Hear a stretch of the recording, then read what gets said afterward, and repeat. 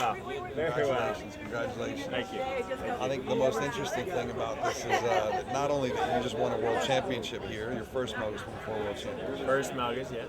but that you also won a Far 40 World Championship earlier this year on Barking Mad. Far 40s with Barking Mad and Tara Hutchinson. And then you, because there was no Mum 30 Worlds, you're actually the reigning Mum 30 Worlds. Still Mum 30 champ. There may be no one else in the world that's in that situation right now. I'm feeling pretty good. It's just, it's. I don't know what to say. It's, like I said, 3 world championships. Unfortunately, I sailed earlier this year with Chris in the J24s, and we finished second at that. We were leading going to the last race, so we finished second going into that world championship. So it could have been better, but I'm definitely not complaining, on how things are going. So it's good. It's good. What do you think the biggest factor in you guys taking this one home was? The biggest factor obviously was just our consistency. People were talking about, oh, you're sailing with Chris, a lot of local knowledge, yada yada yada. But you look at 2, 3, and 4, or the boats that were behind us were all Italians and people from overseas. So I don't really see how local, and Terry and Scott with a lot of local knowledge, sure. didn't do much. Yeah. So. But we were just we were consistent and sailed well all week, and we got a great group of guys on the boat between Mike and Richard and just Chris. It's a good core group of guys. We all gelled really well together all week, and you all talk that same funny language. Yeah, exactly. Chris didn't understand what the hell we were saying all week. How random? Is it random that it was 3 Canadians, or is it? It was pretty random. You sailed with the guys before. Yeah, but I've sailed with the guys before, but not too many times you get on a boat and the whole team is a Canadian team or whatever. Unless you're in Toronto. Yeah, most of the time they're all Kiwis or Australians or something, but not Canadians. But it's good. We're stepping up front and making a good name for the country. So. Explain it. We had a little, obviously, you've been a fan of Sailing Anarchy for a long time, Sailing Anarchist, true and true. But this was our first ever live on the water coverage. And tell the folks out there what happened with something I said and something that happened back home. So my beautiful wife.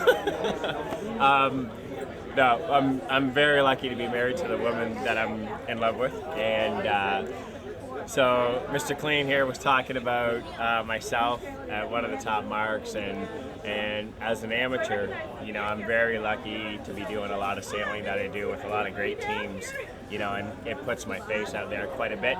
But obviously, I wouldn't be able to do that without the support of my wife, because she has the real job when I go off and gallivant with these sailing teams. But Clean here kind of referred her to my sugar mama. And of course, your lovely wife, what's her name? Susie Florence. Susie Florence, Mrs. Flo on the live chat. Yeah. Susie was not that happy about it. She laughed though. She did laugh. She laughed about it. What was it like being able to? And we've done a little bit before, even though we've covered you before, but differently, not like yes. this. Yeah. What was it like? What were the conversations when you called her at the end of every day? The live coverage, according to my wife, has obviously been phenomenal, because I call her up and she's like, yeah, I already know how your day went.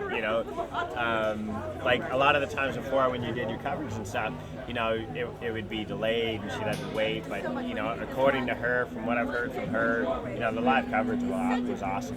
It was really good. She saw everything live as it happened. Like today when you guys came up to us at the end of the day and you were like, great job, guys, way to go, and I made that little snippet, hi, honey, or whatever.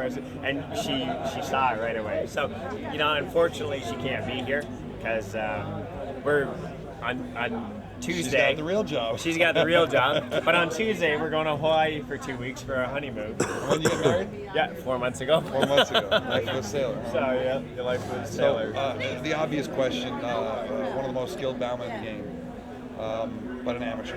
Amateur, yep. Why? Why not go pro? You know what? I guess I haven't thought about turning pro. You could get the job.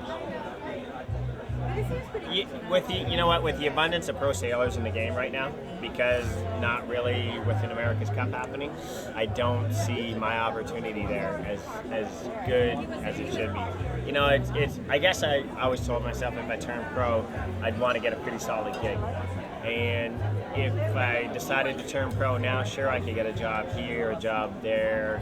But I guess if I wanted to give up my life as an amateur sailor of what I'm doing now, you know, I'm sailing a ton. I'm doing a lot of regattas. You know, I'd have to give that all up to turn pro. And so, really, I'm having more fun now doing what I'm doing than I guess if I did turn professional.